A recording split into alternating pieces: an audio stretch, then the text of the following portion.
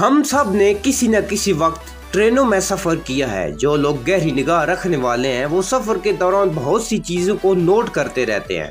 بہت سے مسافروں نے محسوس کیا ہوگا کہ علامت کا اصل ایکس ٹرین کے آخری ڈبے کے پیچھے موجود مطلب کیا ہے۔ بھارت کی وزارت ریلوے نے ٹویٹر پر اس کے معنی کی وضاحت کی ہے۔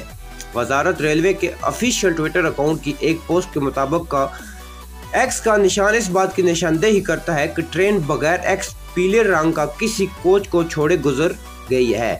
علامت کی موجودگی سے ریلوے حکام کو یہ تصدیق حاصل کرنے میں بھی مدد ملتی ہے کہ ٹرین مکمل طور پر گزر چکی ہے اور سفر کے دوران اس کا کوئی بھی ڈبہ الگ نہیں ہوا۔